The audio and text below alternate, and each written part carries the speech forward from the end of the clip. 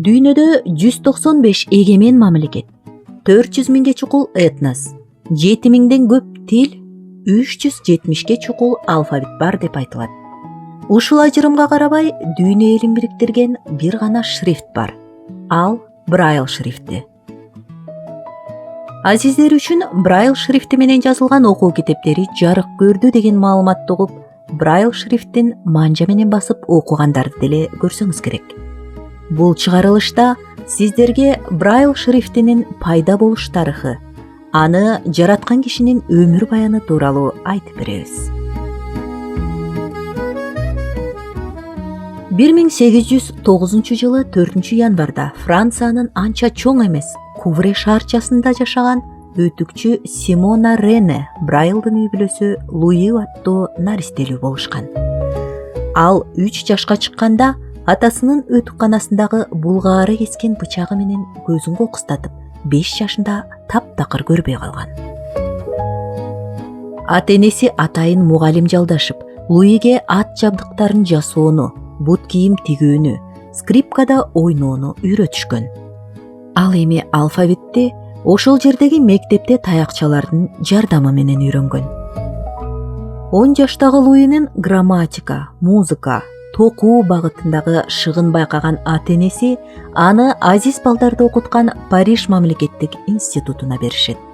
Бул жерде байыркы тактилдик ариптер менен жазылган китептер колдонулган. Ал китептер да жетишсиз болгондуктан окутууда угуп маалымат алуу ыкмасына басым жасашчу эле. Луи окуучулардын арасында шыктуулугу менен айырмаланып турчу. Көзү көрбөсө да пианинода, органда ойногонду өздөштүргөн.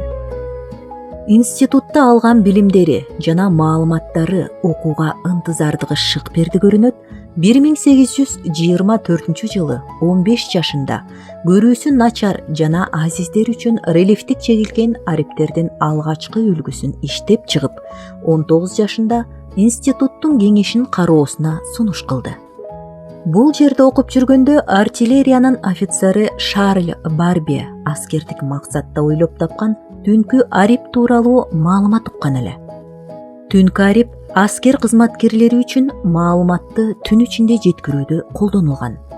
Маалымат картонго чегилип жазылгандыктан картонго манжаны тийгизип окушчу. Тилекке каршы институттун кеңеши Луинин арибин ыңгайсыз деп жактырышкан эмес. Көрүү мүмкүнчүлүгүнөн айрылган адамдардын өтүнүч талабы менен 1837 жылы ариптерди кайрадан карап, ушул эле жылы Луи Брайлдын чегилип жазылган ариптери колдонулуп, Франциянын тарыхы деген китеп Брайл арибинде басылып чыгат. Ошол жылдан тарта Брайл ариби жер планетасында жашаган азиз адамдар пайдаланган жападан жалгыз алфавит катары колдонулуп келет.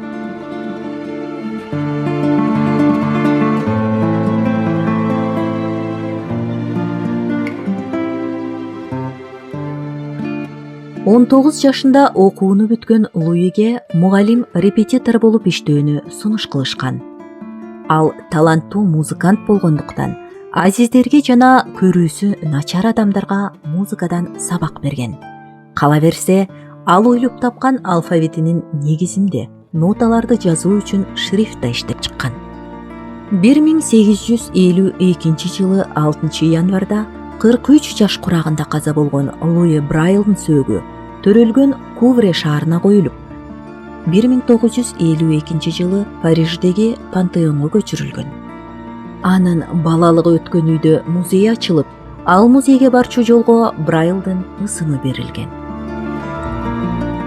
Брайл шрифтинде тамганын ордуна релифтик чекиттер колдонулат. Ар бир арип же символ тигинен турган 2 катар 6 дөмпөйгөн чекиттерден турат. Колдун манжалары менен окулгандыктан чекиттердин аралыгы, жайгашуу тартиби бирдей болушу зарыл. Дени соо адам көрүп, угуп, кармап маалымат алат эмеспи? Ал эми азиздер Брайлдын шрифти менен окуп, маалымат ала баштаганына 2 кылымга чукулдап калды. Расмий маалыматтарда 6 миллионго чукул азиздер Брайл шрифтин колдонот деп айтылат.